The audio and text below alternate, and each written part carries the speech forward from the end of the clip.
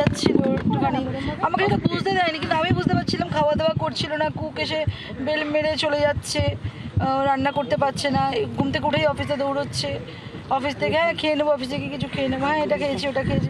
আমি বুঝতে পারছিলাম যে খাওয়া দাওয়া ঠিকঠাক হচ্ছে না। আমি না সবে মানে ডিসাইড করেছিলাম যে আমি আজকেই ওনাকে বলবো। কালকে রাতে একটু কথা বলতে চাইছিলাম ওনার সাথে, তো আর দেখলাম যে উনি একটু মানে উনিও বেরিয়েছিলেন।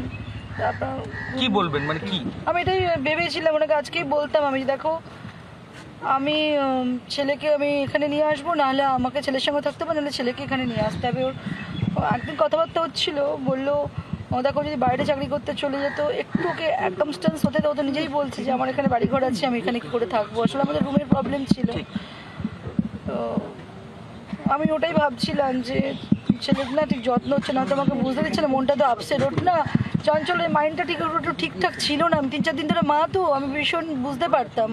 আর ও মাদার্স ডে সেলিব্রেট করতে আসলো আমার বাড়িতে সানডেতে, কেক নিয়ে আসলো, আমার জন্য একটা গিফট নিয়ে আসলো, আগেই আমাকে এক্সাইটেড হয়ে বললো। স্যাটারডেতে আমি গেছিলাম ওর সঙ্গে থাকতে, স্যাটারডে বলছে মা আমি আজকে একটু বন্ধু বাড়িতে যাবো, রাত্রে তো ফিরবো না সাউথ থেকে, কালকে আমি তোমার সঙ্গে সেলিব্রেট করতে যাবো মাদার্স ডে। তো আমি এই জন্য ওর সাথে আসলাম, এসে তানিশকে ঢুকলাম, ও তানিশ থেকে আমাকে গাড়ির চাবি দিয়েও চলে গেল। আমি আবার কী বলে আইডেল ভিলা চলে আসলাম। রবিবার ছেলে আসবে বললো, তো এবার বিকেল নাগাদ আসলো, আমাদের সাথে আধা ঘন্টা থেকে যায়, তুই বলে কি না আমি পরে আসবো। আপনি যখন সকালবেলা ওর বাড়িতে গেলেন কুর্জিতে, তখন বাড়িতে কাকে কাকে দেখেছেন?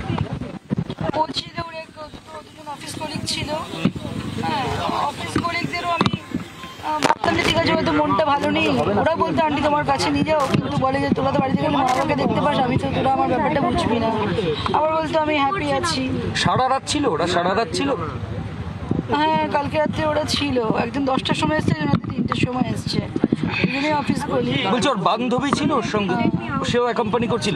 ওকে কি অবস্থায় দেখলেন দিদি, কি অবস্থায়, মানে ওর জামা কাপড় পোশাক? পুরো ডিপ স্লিপে, আর একটা হাফ প্যান্ট পরে বক্সার পরে শুয়েছিল। আর একজন মহিলা, আমাদের নতুন সোসাইটি পাশের ফ্ল্যাটে একটা ছেলে, ওকে তেল মাসাজ টাসাজ করছিল, যে তোর জ্ঞানটা ফেরানোর জন্য। বলছে অ্যাম্বুলেন্স আনলাম, অ্যাম্বুলেন্স ছাড়ো, আমি তো কি স্পিডে গাড়ি চালিয়ে গেছি। আমি ওকে গাড়িতে ওঠানো করি, আমি গাড়ি চালিয়ে যখন আমি 3তলা থেকে আমি যখন আন্টি ও মনে নেই আর তুমি তাড়াতাড়ি আসো, ওকে অ্যাম্বুলেন্স।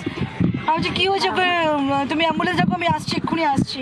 আমি তো লাফি পাগলের মতন দোতলাতে গাড়ির চাবি আর পার্সটা নিয়ে কি স্পিডে গেলাম। তখন উনি বললেন একজনকে তুমি যাও তো ম্যাডামের সাথে। আমি কারোর দিকে তাকাইনি, মানে আমার শাশুড়ি মা ঘরে আরও মানে দোতলা ছিল, আমি কারোর দিকে না তাকিয়ে আমি সিঁড়ি দিয়ে নেমে রুমে ঢুকে চাবি নিয়ে আবার বেরিয়ে গাড়ি স্টার্ট করে আসলাম। বাড়িতে এসে বললাম অ্যাম্বুলেন্স কখন আসছে, 15-20 মিনিট, ওইসব না করে গাড়িতে আবার সবাই ধরাধরি করে সিঁড়ি দিয়ে নামালো দোতলা থেকে, গাড়ির পেছনে বসালো, দুজন বসলো, আমি চালিয়ে সামনে একজন বসলো, আমি নিয়ে ওইতে গেলাম।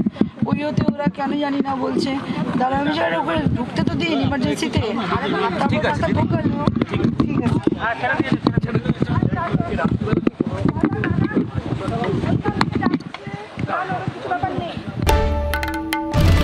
বাংলার আওয়াজ, বাঙালির আবেগ, জি 24 ঘন্টা।